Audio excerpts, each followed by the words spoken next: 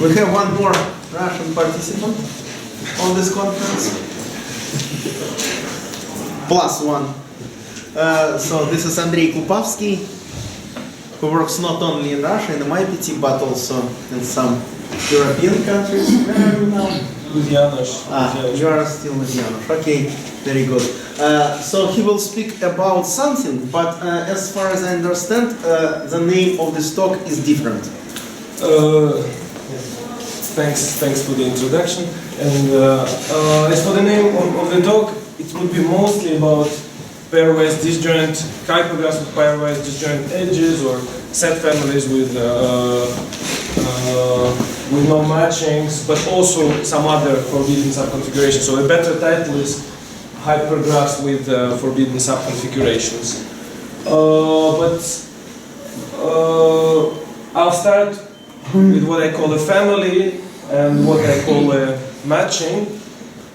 So a family is just a subset of the power set of an element set n in square brackets, and we can call it a family, we can call it a hypergraph, and the mu of f, the matching number, is just the maximum number of pairwise disjoint sets in the family. So here I made a small picture to illustrate it. Here our hypergraph, or a family, is on a ground set of size 10, marked by numbers from 1 to 10, and each set is a monochromatic triangle.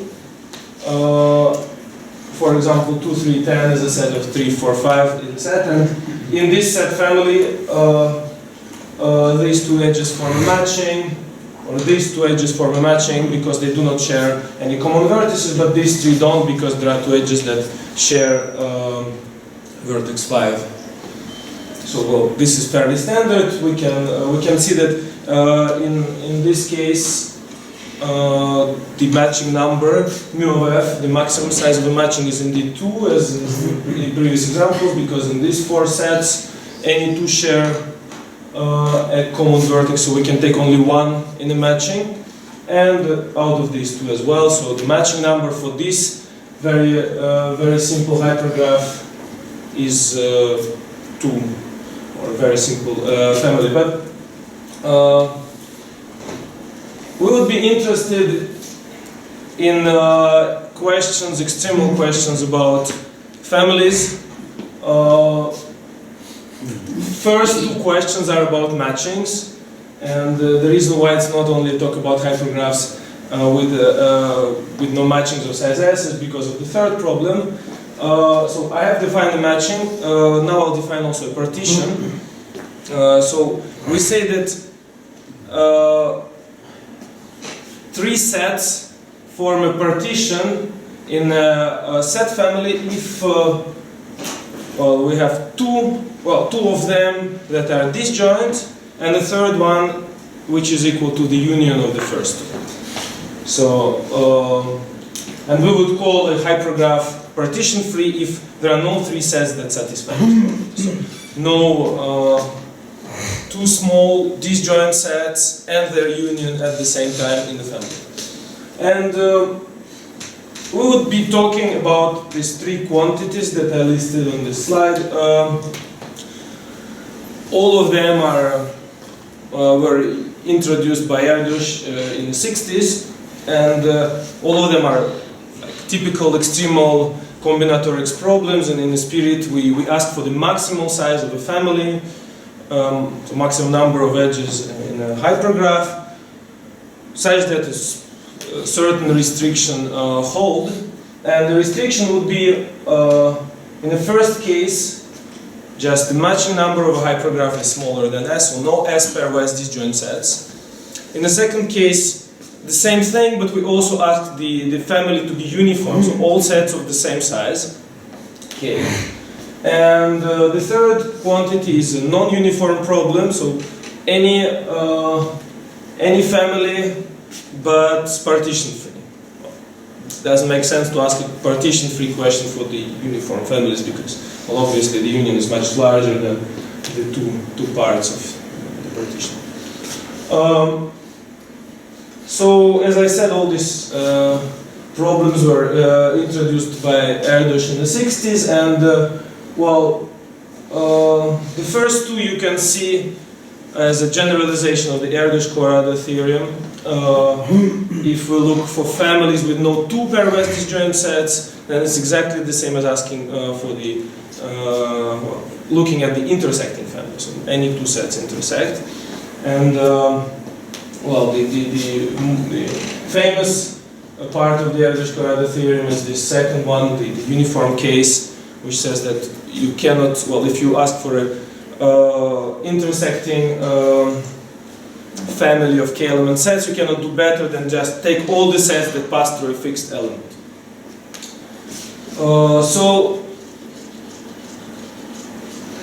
Now, going to the problems I listed, I'll first speak about the partitions, because it's somehow simpler to describe what are extremal families, or at least supposed extremal families, and then I'll pass to the matching problem. So, one natural candidate for the largest family of sets with no partition is the family of sets of all sets of sizes from a third of a set to 2/3 of the ground set. So if n is equal to 3m plus I, we would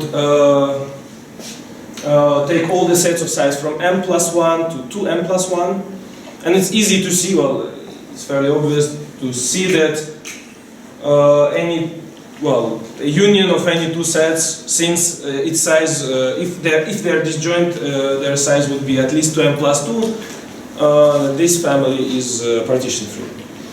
And,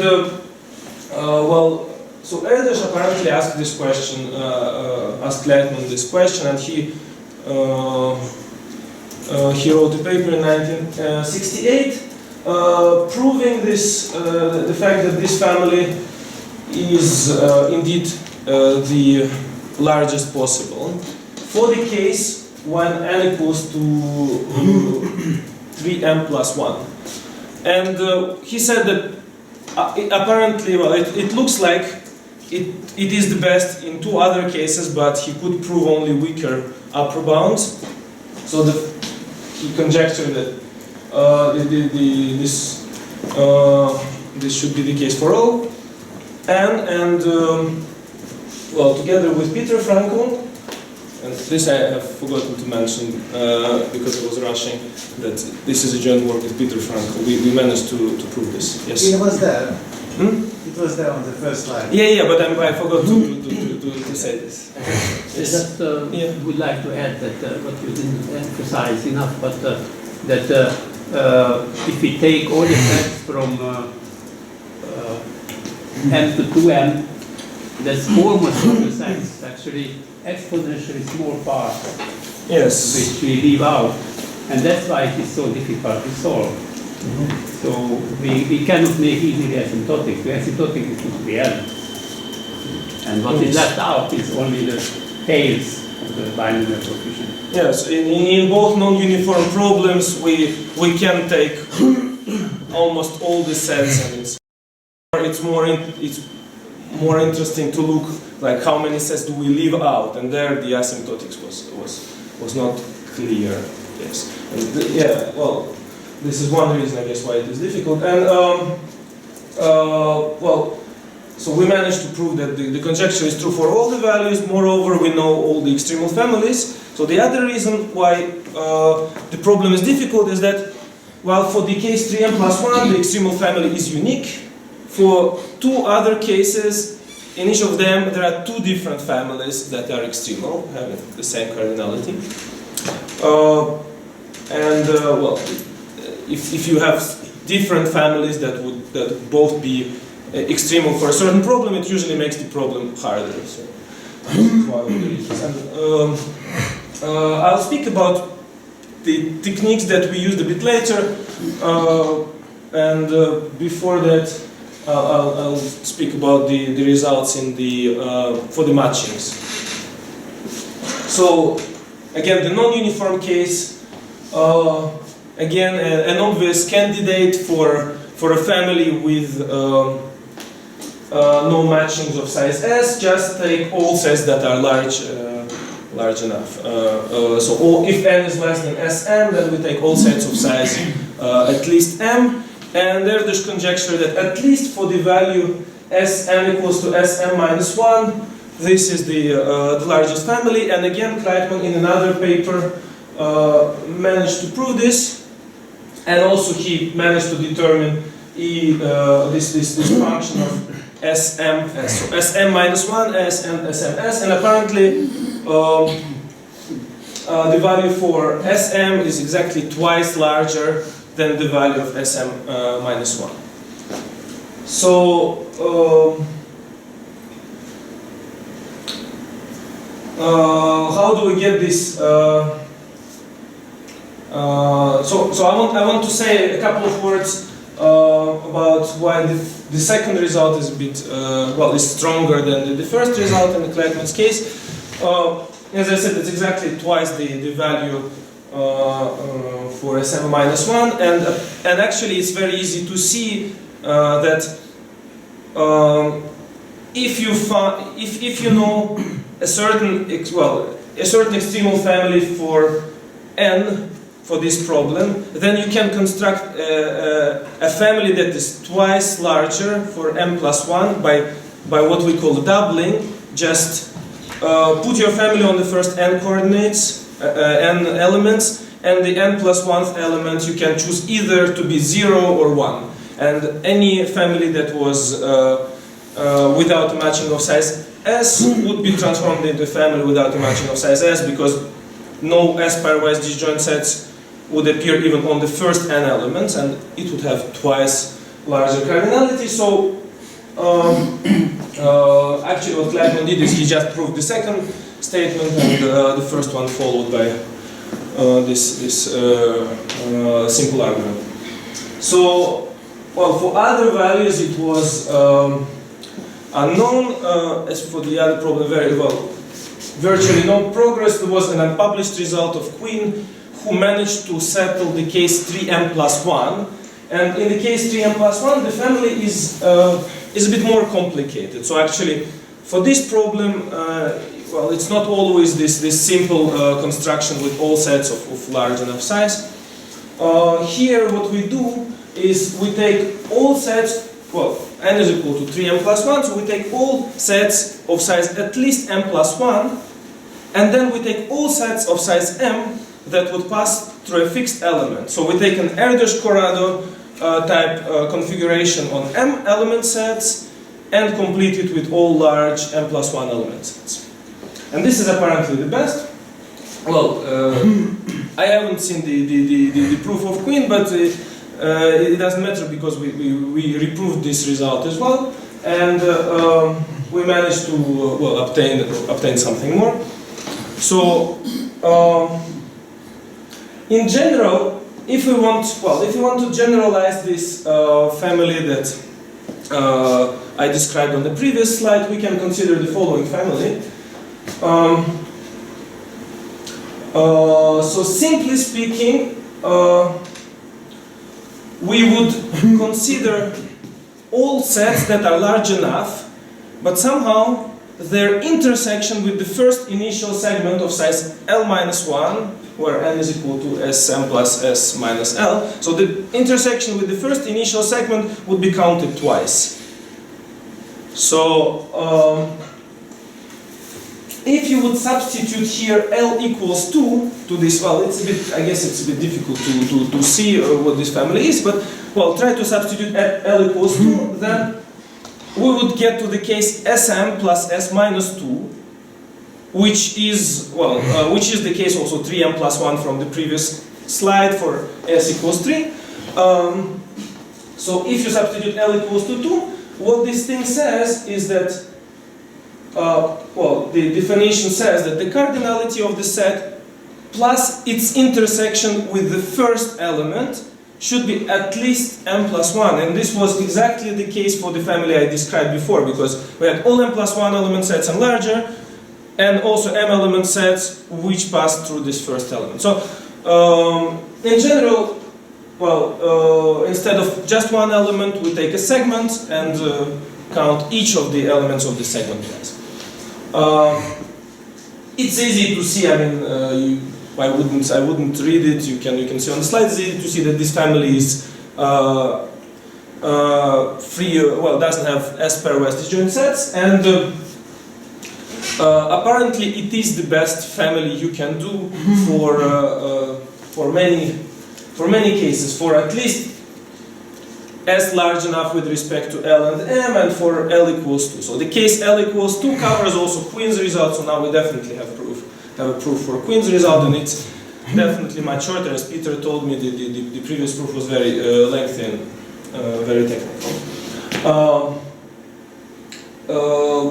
This is, I wouldn't state the conjecture that this family is the best in any case. There is one reason. This family that we have here, so here the family for the case Sm is the doubling as I described for the first family, and this is not of the type P of SML. So for different values of S, M, and L, we already have at least two families, and this is not the end because, in some cases we managed to show that none of these is extremal. So I wouldn't state the conjecture that this family is the best in all cases, but it should be the best not only for S greater than Ln plus 3L plus 3, but I would believe at least something like S greater than 2L. I think it should be the case. So this is the non-uniform result. One of the other things we studied is the cross-dependent families. So now, instead of considering one family, we make a multipartite version of this problem, considering several families, and forbidding to have a set Fi from the ith family, so that all of them together form a matching. And in this case, actually, we can just determine exactly what the maximum of the sums of cardinality is. So this bound, it's easy to see the construction. Some families would start from sets of size at least m plus 1. Some families would start with size at least m. You just have to say how many families of which type, and so this bound is tight. And somehow this problem is easier.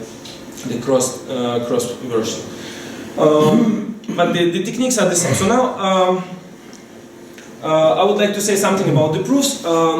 We used several different techniques to prove different cases of the theorem. So the second part is one method.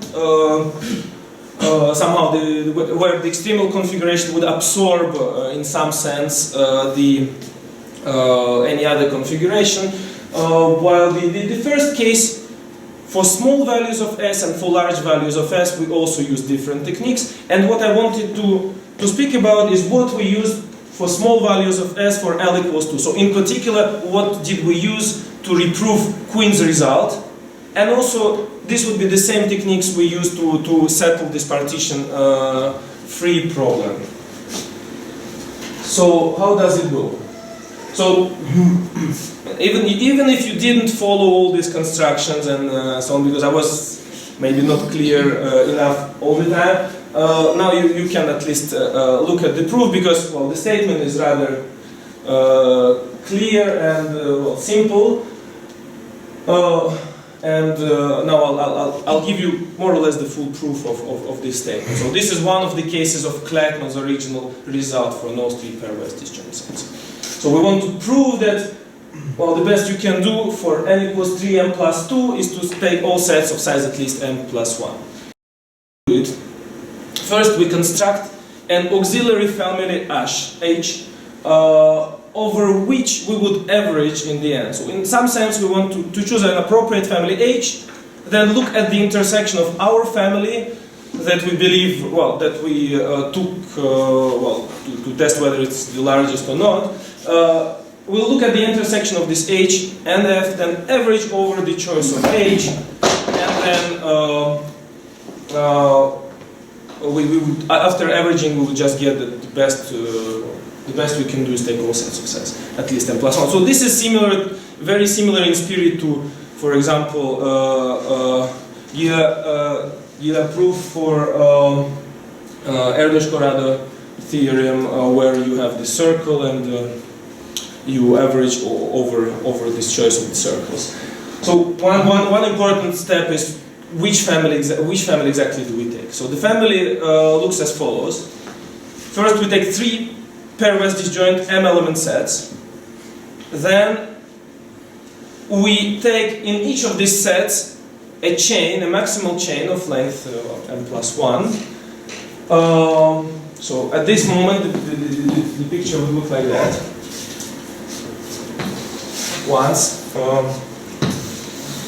One set, m-element set, another m-element set, third m-element set. In each of them we take maximal chains. And then we have 2 elements left. In total we have 3m plus 2. This would account for 3m. And then there are these 2 elements in the middle. And for each of these 3 groups of sets, we would consider this set, and the union. So all combinations of an n-element set and a subset of these 2 elements. So if you look at the lattice structure, Boolean lattice structure of this family, well, at least for one group it would be something like this until the level h1, which is of size m. Then it would go like this, h1 union x, h1 union y. These are the 2 elements that are in the middle, x and y. And then it would go again together with h1 union x, y. So rather, not so complicated, but still not obvious, and apparently this was the key to this problem, this particular family. So what do we do next? We assign weights to each set. We assign weights to account for the averaging that we would do in a very simple way. Well, to each t element set, just weight n choose t, except for the sets of size m plus 1, because there we have 2 sets. These 2 sets in each group, so we would assign a half of n choose m plus 1 to each of them.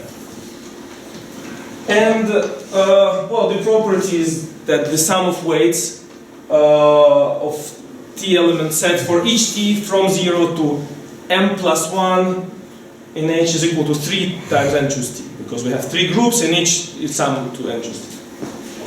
And we need to prove this. I claim that we need to prove this inequality that is stated below to complete the proof of the theorem.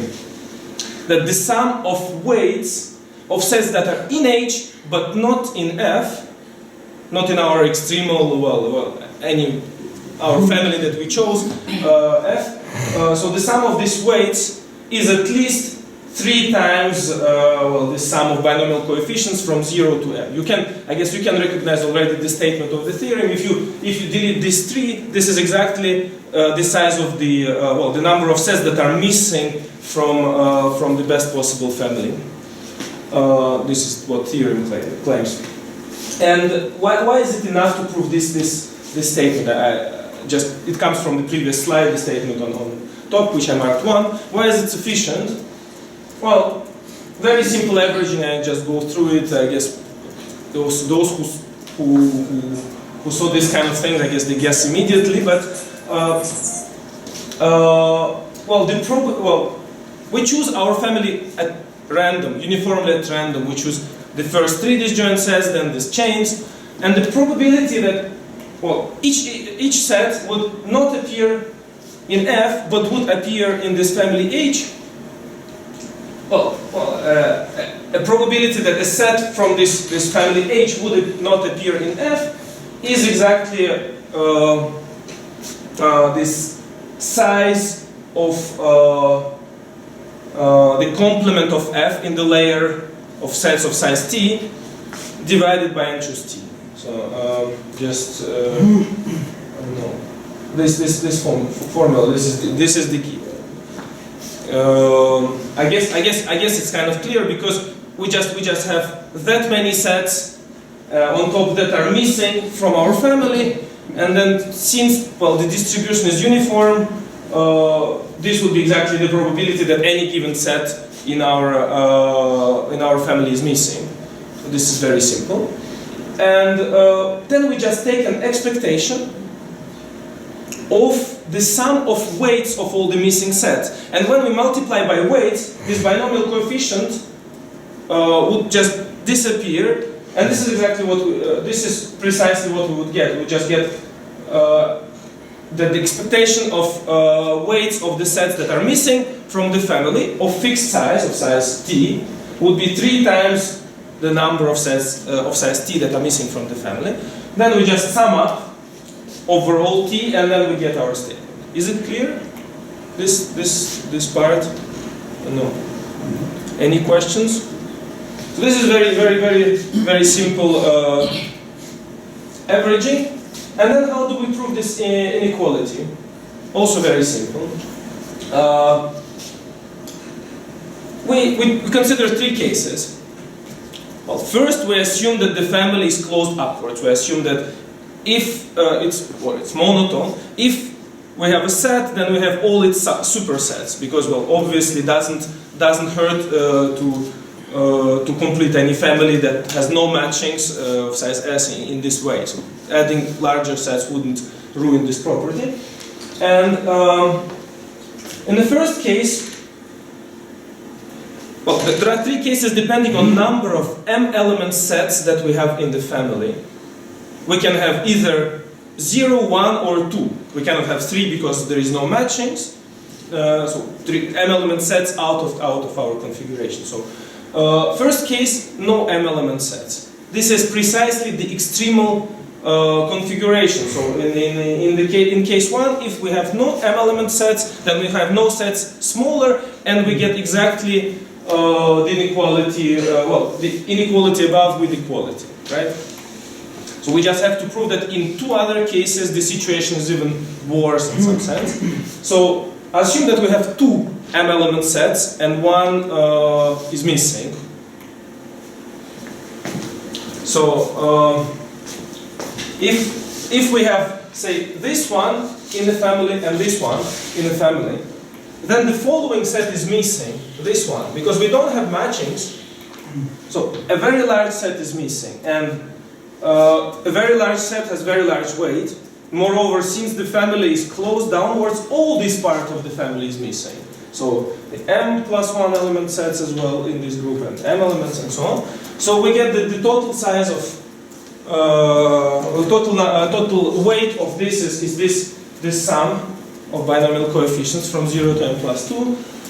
And it's easy, it's a very simple calculation to see that it's bigger than 3 times n choose t, because, basically because binomial coefficients double, passing from m to m+1 to m+2, and then the sum of binomial coefficients from t0 to m is less than or equal to binomial coefficient for m+1. So very easy case. And the second case, the third case is also easy. We consider the case when we don't have any m-element sets, when we have 2 m-element sets, now the case when we have 1 m-element set.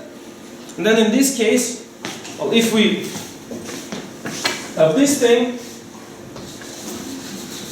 and this we don't have, then in each, then we can form 2 groups of m+1 element sets. In each of them, 1 would be missing. So we take, say, this one and this one. And then out of these 2, 1 must be missing, because this is in the family, no matchings of size 3, 1 must be missing. And then we switch, we take this with this set and the way around. So we have 2 pairs of m+1 element sets that are missing, and then we just arrive to the same conclusion, a little bit different calculations, but very, very simple also, as you can see. So this m+1 sets well, m sets missing force this part 2 times the sum, and then n choose m plus 1 is exactly the sum of weights of 2 missing m plus 1. So this is the proof. In Kleitman's case, it was much more complicated. Not much, but it was still a paper for 4 or 5 pages long. It was difficult for me to understand, at least more complicated averaging argument.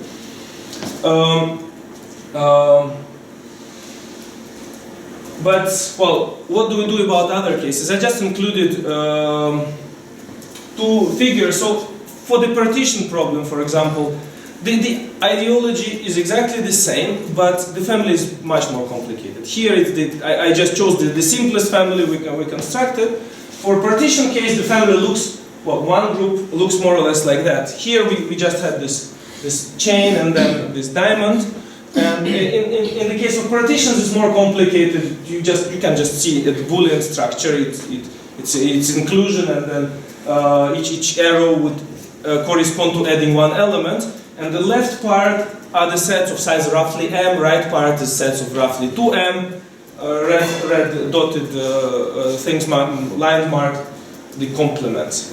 We have sets and complements. So it's already more complicated, and this is the case 3m plus 2 for partitions. But if you look at the case 3m for partitions, it's kind of interesting. For Dila probably it would be interesting, because we actually use a combination of this circle that is used for Erdős-Corrado and this type families. So actually everything that happens on the circle.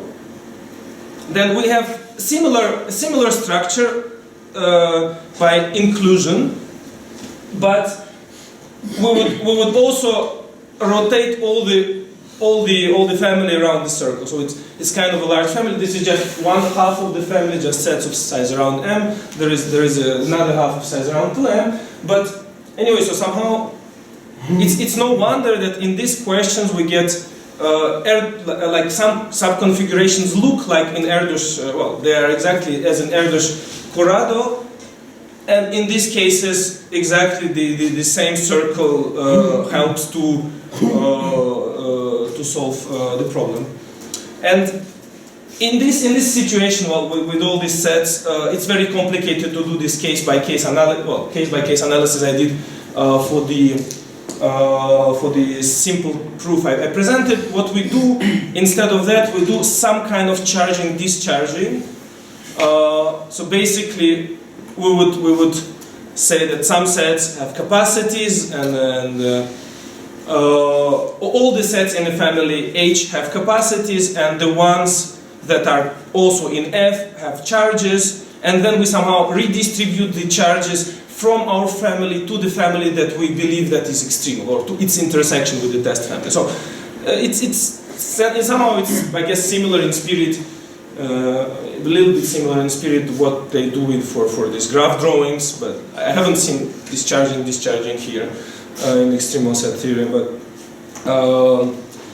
at the end, it's just a complicated way to double count. It's a convenient way to do a complicated double counting, I guess. But yeah, so we cannot just analyze this case by case. So I guess this is all I wanted to say about the proofs. And how much time do I have? 6 minutes? 6 minutes, yes. So I'll quickly go through the uniform case. So now it's again, we return to the original problems. Many of you know the Erdős matching conjecture. Returning to the uniform problem, we will look at sets of size k and no matching of size s. There are 2 obvious candidates for the families of this type. Just take not too many elements and take all k element subsets of them. This is somehow similar to the non-uniform case. And the other family, all sets whose intersection with the initial segment is non-empty. It's a generalization of the Erdős-Corrado type family. And Erdős matching conjecture states that one of them must be the best for all values of the parameters. For n that are close to sk, the second family is the best, this one, and for large, quite quickly actually, this family should be the best. one remark, it's only meaningful to consider this problem for n greater than or equal to sk. Because otherwise you cannot have a matching of size s in a k-uniform hypergraph. And well, so there are quite a few results about it, and recently there was a lot of activity, which resulted in particular in Peter Frankel proving the conjecture for n, roughly speaking, 2sk. So the problem makes sense starting from sk, and it is known from 2sk that this family indeed is the extremal one. So this Erdős-Corrado type family is the extremal one. And what we did is we got a stability type result for this Erdős matching conjecture in a very wide range, in the spirit of Hilton-Milner theorem. So Hilton-Milner theorem, roughly speaking, it says, well, it answers the questions: what if we consider an intersecting family which is not trivial, which cannot be pierced by one element? How large can it be? There is a very simple candidate. Again, all sets passing through the fixed element except for one, which is not. But all the sets that pass through this most popular element must also pass through the second set. And this Hilton-Milner theorem says that this is the best possible. And we proved a precise analog of this thing for Erdős matching conjecture. Exactly. Well, I guess I don't have too much time to read through it, but it is just a precise analog of Hilton-Milner for this problem. Again, you cannot pierce a family, well, since the matching number now is less than s. You cannot pierce it with s minus 1 elements, as it would be. You cannot pierce with one element for the intersecting family. And then this size is at most something which is a generalization, which is the size of a generalization of a Hilton-Milner construction. And the most important thing is the range. Where did we manage to prove it? Because the same result was known, it was proved by Balvas, Daikin and Erdős 40 years ago for n greater than 2k cube s. And we managed to prove it for roughly speaking, 2sk. So for, in all the range up to this Litloff one, which depends on s. Or if you don't want to work with s tending to infinity, you can replace the whole thing by 3, so 3sk is also good. So in almost the same range where we know that Erdős matching conjecture is true, we know that this family from the previous slide is extremal, this one. We also know much more. We know that any family that is large enough should be a subfamily of this one.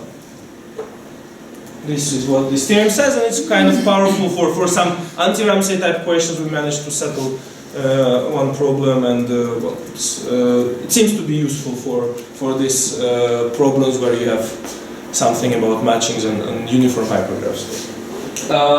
And to conclude the talk, I want to state one open problem. I think it's one way to approach this, both, I guess, Erdős matching conjecture and this non-uniform version.